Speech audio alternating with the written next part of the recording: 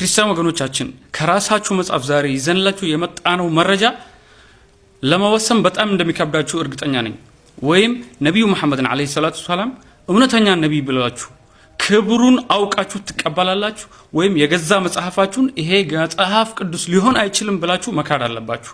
በጣም ከባድ ሁለት ውሳኔ ነው ትወስናላችሁ ማለት ነው። የረመዳኑ ሰርፕራይዝ ብለን ይዘንላችሁ የመጣነው ፕሮግራም ጀባብ እንላችኋል፣ ተቀበል እንላለን። ከዘር ሐረጉን ጀምር። በዘፍጥረት ኦሪት ዘፍጥረት ምዕራፍ 21 ከቁጥር 17 እስከ 21 ድረስ እንዲህ ይላል። ከላይ ያላችሁ መረጃው እግዚአብሔር የልጁን ጩኸት ሰማ ይላል። የማ የኢስማኤል አብርሃም ኢስማኤልና ኢስሐቅን ወልዷል። ስለዚህ ነብዩ መሐመድ ከኢስማኤል ዘር ከእስማኤል ዘር ሐረግ እንደመጣ ሁላችንም እርግጠኛ ነን። ስለዚህ እግዚአብሔር መልአኩ ከሰማይ አጋርን እንዲህ አላት። የእግዚአብሔር መልአክ አጋርን፣ አጋር ማለት የአብርሃም ሚስት የእስማኤል እናት ማለት ነው፣ ሃጀራ ትባላለች። አጋር ሆይ ምን ሆነሻል? ልጅሽ ከተኛበት ሲያለቅስ እግዚአብሔር ሰምቶታል፣ ስለዚህ አትፍሪ ብሎ እግዚአብሔር በመልአኩ ገብርኤል በኩል አጋርን ሃጀራን ያናግራታል። እግዚአብሔርም አይኖቿን ከፈተላት፣ የውሃ ጉድጓድም አየች። የዘምዘም ውሃ በእስማኤልና በእናቱ ሀገር አጋር ወይም ሃጀራ ተገኘ። ከዛም በእርኮት ውሃ ሞላችና ልጁን አጠጣች ይላል። በፋራን ምድረ በዳ ሳለም ይው የምፈልገው ይሄንን ከስር ከስር እየተማመን እንድንሄድ በፋራን ምድረ በዳ ሳለም የፋራን ምድረ በዳ ማለት የሳዑዲ በረሃ የሳዑዲ ምድረ በዳ ማለት ነው። ስለዚህ ፋራን ማለት ሳዑዲ ወይም መካ የመካ በረሃ ኦኬ። ይሄው አንድ ቁጥር ብለን እንይዛለን። መካ እናቱ ከግብጽ አንዲት ሴት አምጥታ ስለዚህ እስማኤል በፋራን ምድረ በዳ ዘሩን ቀጥሏል ማለት ነው፣ አግብቷል። ስለዚህ ልጆች ወልዷል። በዘፍጥረት ምዕራፍ 25 ከቁጥር 13 እስከ 15 እንዲህ ይላል።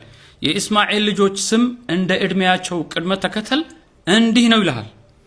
ሹፍ የእስማኤል በኩር ልጅ ነባዮት፣ ቄዳር አያችሁ፣ ሁለት ቁጥር ላይ አስቀምጡልኝ። ቄዳር ማለት ሳዑዲ ማለት ነው። ነብዳኤል፣ መብሳም፣ ኩዳን፣ ቴማን። አሁንም ቴማንን አየ 3 ቁጥር ላይ ቴማን ማለት መዲና ማለት ነው። በመረጃ በሙሉ መረጃ አሳያችኋለሁ። ኢጡርና ናፌስ ቄድማ ናቸው። እንቀጥል። አንዳንድ ነገርን ለማጥራት የሂጅራ ካላንደር ነብዩ አለይሂ ሰላቱ ሰላም ከመካ ተሰደው ወደ መዲና የሄዱበት ላሳያችሁ። በትንቢተ ኢሳይያስ ምዕራፍ 21 ከቁጥር 13 እስከ 15 እንዲህ ይላል። ይኸው ስለ አረብ አገር የተነገረ ንግር ነብዩ መሐመድ ስለመምጣቱ ወይም ሂጅራ ሲያደርግ የሚናገር ትንቢት። እናንተ በአረብ ዱር የምትሰፍሩ የዲዳን ሰራ ነጋዴዎች ለተጠሙ ውሃ አምጡ። እነማን ናቸው? ተከታተል። በቴማን የምትኖሩ ቴማን መዲና ነው ብያቸዋለሁ። እዩት። በመዲና የምትኖሩ ነብዩ ከየት ነው የተሰደደው? ከመካ ወደ መዲና። ሁለቱም ሳዑዲ ውስጥ ናቸው፣ ቄዳር ውስጥ ናቸው። ቄዳር ሳዑዲ ነው፣ ቴማን መዲና ስደት ያደርጉበት ማለት ነው። ለስደተኞች ምግብ አምጡ ብሎ እግዚአብሔር በትንቢት ይናገራል፣ አላህ በትንቢት ይናገራል። ለምን ተሰደዋላ? ይኸው ተከታተል። ከሰይፍ ለምንድን ነው የተሰደዱት? ከሰይፍ ከተመዘዘ ሰይፍ ከተደቀነ ቀስት ከተፋፋመ ጦርነት ሸሽተዋልና በመዲና በመካ ማለት ነው። ነብዩ መሐመድ ከተነሳ በኋላ እሱና ተከታዮቹን ሊወጉት ከዚህ በፊትም በግልጽ ሙስሊሞችም ክርስቲያኖችም እንደምናውቀው ነቢያት ይገደሉ ነው። ስለዚህ ይህ ጥቃት እንዳይደርስባቸው ከፋራን ወደ ቴማን ተሰደዱ ማለት ነው፣ ከመካ ወደ መዲና። ስለዚህ ነብዩ መሐመድ በነቢይነት የተቀሰቀሱበትን ላሳያችሁ። በትንቢተ ዕንባቆም ምዕራፍ 3 ቁጥር 3 ላይ እግዚአብሔር ከቴማን ይላል፣ ቅዱሱም ከፋራን ተራራ መጣ። ቅዱሱም ከፋራን ተራራ፣ ቅዱሱም የተባለው ነብዩ መሐመድ አለይሂ ሰላቱ ሰላም ከፋራን ተራራ፣ ፋራን መካ ነው ብለናል። ፋራን ተራራ በመካ የሚገኝ ተራራ ቃሩል ሒራ የተባለ የመጀመሪያው የግልጥ ተመረቆት የመጀመሪያው ወህይ ነብዩ መሐመድ አለይሂ ሰላቱ ሰላም የወረደበት ጉድጓድ የሚገኝበት ተራራ ነው ማለት ነው። እግዚአብሔር ከቴማንስ ነብዩ መሐመድና ሰሃቦቹ አለይሂ ሰላቱ ሰላም በመካ ሲያስተባብሏቸው ወደ ቴማን ተሰደዱ፣ ወደ መዲና ተሰደዱ አይደል? ዲኑ የተስፋፋው የአላህ ነገር የእግዚአብሔር ነገር የተስፋፋው እና ዲኑ በሁለት እግሩ የቆመው በቴማን በመዲና ነው ማለት ነው። ስለዚህ እግዚአብሔር ከቴማን የተባለው ለዛ ነው። ቅዱሱም ከፋራም ነብዩ መሐመድም ከፋራም ተራራ ከመካ ተራራ መጣ ክብሩ ሰማያትን ሸፈነ ምን ማለት ነው የነብዩ መሐመድ አለይሂ ሰላቱ ሰላም ክብር ሰማያትን ሸፈነ ነብዩ መሐመድ አለይሂ ሰላቱ ሰላም ሰማይ ሄዱ ሰላትን ሊቀበሉ ከአላህ ዘንድ አርገው በሄዱበት ጊዜ አላህና መላእክቶቹ በነብዩ ላይ የአክብሮት ሰላምታ ወረዱበት ኢነላህ ወመላኢከቱሁ ይሰሉነ ዐለ ነብይ አላህና መላእክቶቹ የአክብሮት ሰላምታ በነብዩ መሐመድ ላይ ወረዱ ቤት በሰማይ ክብሩ ሰማያትን ሸፈነ ይላል ውዳሴው ምድርን ሞላ ማለት ነብዩ መሐመድ አለይሂ ሰላቱ ሰላም ታዘናል በሰማይ እነሱ ሰላም ያክብሩ ሰላምታ ካወረዱበት መላእክቱና እግዚአብሔር ምን አለ አላህ ኢነላህ ወመላኢከቱሁ ይሰሉነ ዐለ ነብይ ያ አዩሃ الذين آمنوا صلوا عليه وسلموا تسليما በእርሱ ላይ ያክብሩት የውዳሴ ሰላምታን አውርዱ ብሎ ሰላዋት እንድናወርድ አላህ አዞናል ማለት ነው ስለዚህ ውዳሴውን ምድርን ሞላ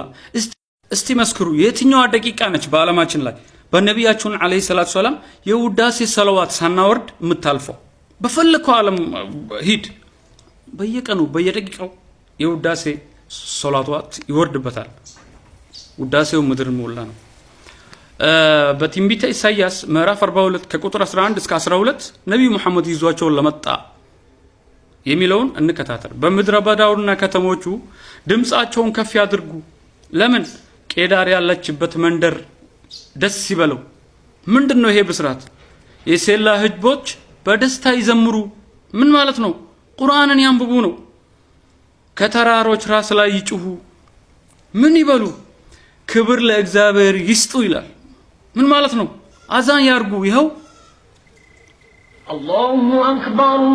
አላሁ አክበር ምስጋናውንም በደሴቶች ያውጁ ምን ማለት ነው አዛን ብሏላ ይስገድ ነው ይሄው አልহামዱሊላሂ ረቢል ዓለሚን ምስጋና ለአላህ ይገባው የዓለማቱ ጌታ ለሆነው ምስጋናውን በደሴቶች ያውጁ ነው አንድ ጊዜ የረሳውት መረጃ አለ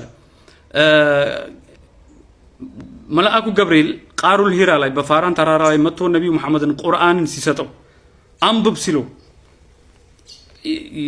እሱን በትንቢት ላሳያችሁ ደግሞም ጥቅልሉል መጽሐፍ ማንበብ ለማይችል ሰው እባክህን አንብብልን ብላችሁ ብትሰጡ ማንበብ አልችልም ይላችኋል እቅራ ይለዋል አናማ ቢቃሪ አንብብ ማንበብ አልችልም ይላችኋል ይሄው ግልጽ መረጃ ወላሂ العظيم ማስተባበል ለሚፈልግ ሰው እንጂ ይሄ ግልጽ መረጃ ነው ሙስሊሞች ሼር በማድረግ ሪፖስት በማድረግ የበኩላችሁን ድርሻ ተወጡት ዘንድ